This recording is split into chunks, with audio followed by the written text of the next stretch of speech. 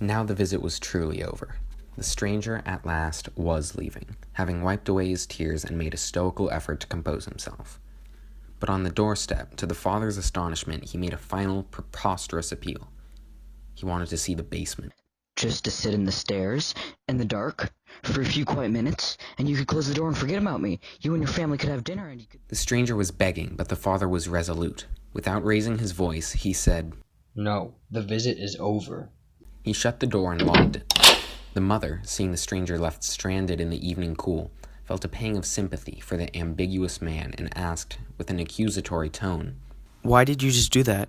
She watched the stranger stand, directly outside the door, unmoving. "We both wanted him out. Don't act like you didn't," said the father, anger coming to his eyes. It was not uncommon for his wife to say something like this. "He just wanted to see the basement," the mother said. "Then he could really leave." A stubborn man, the father was adamant in keeping the stranger out. Knowing this, the mother rushed to open the door, and before her husband could say anything, the cool breeze once again swept in as the stranger entered their home. Thank you so The much. stranger said, overjoyed by his second chance. The father, in all his stupor, had said nothing. Now, however, he was getting ready to speak when his wife, seeing his intent, spoke out. "You can come this way. Quick, though. We are about to put dinner on the table." The father watched with irritation as his wife and the stranger interacted.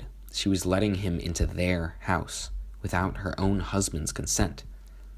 Nonetheless, he was in, and he was already walking to the basement door.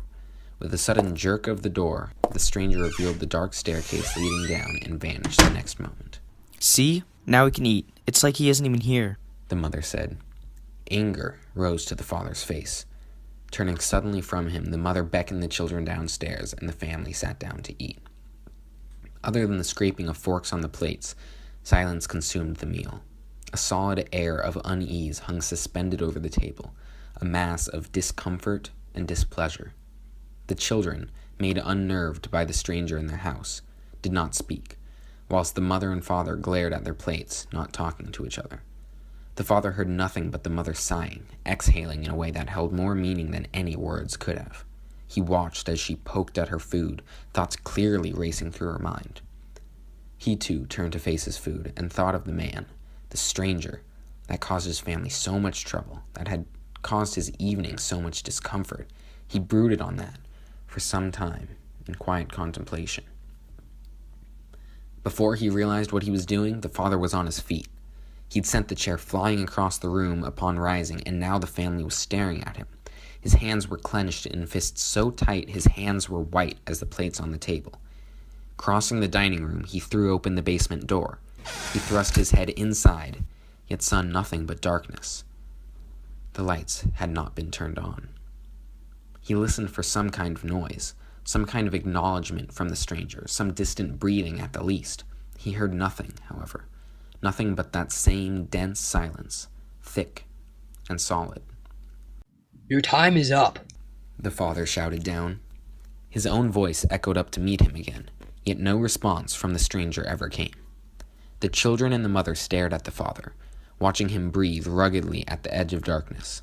After a moment more, he began to descend the steps. With each squeak of the ancient wooden stairs, an echo went off throughout the basement. Not a long one, but an eerie one all the same. Anybody could have heard him, and yet no response came.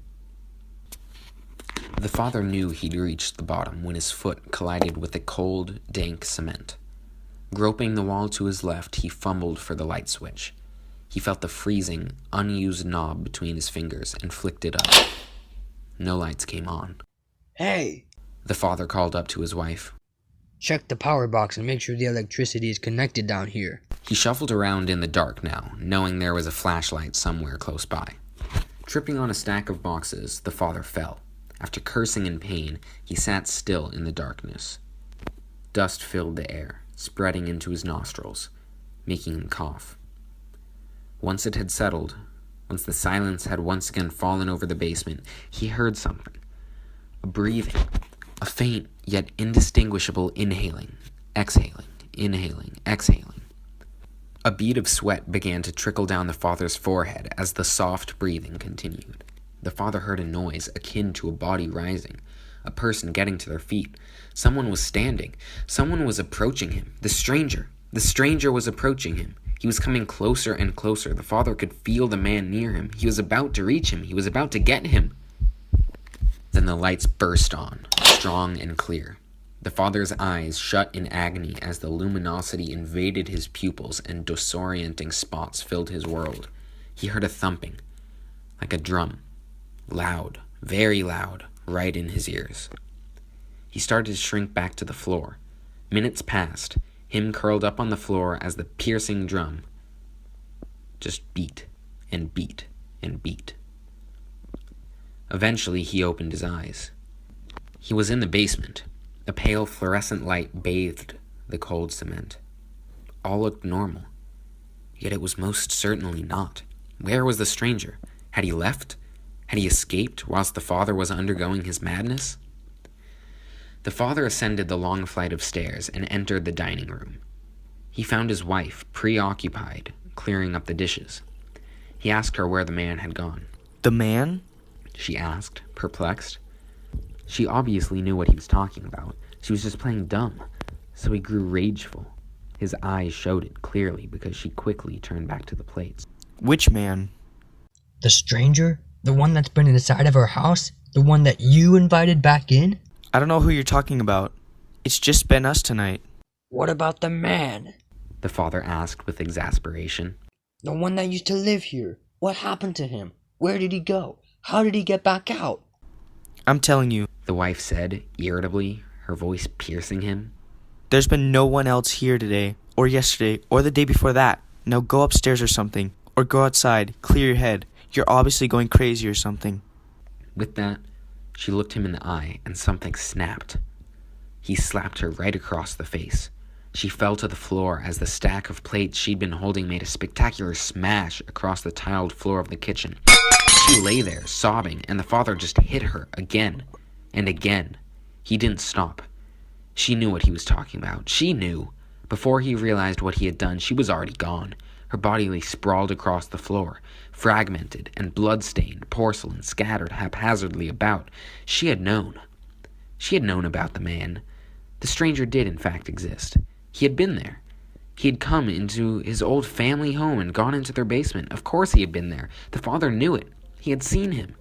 That's why he was in the basement, to try to fix the mess his wretched wife had started. The stranger was real. Of course the stranger was real. He couldn't not be. The father couldn't have imagined such a thing. Or could he have?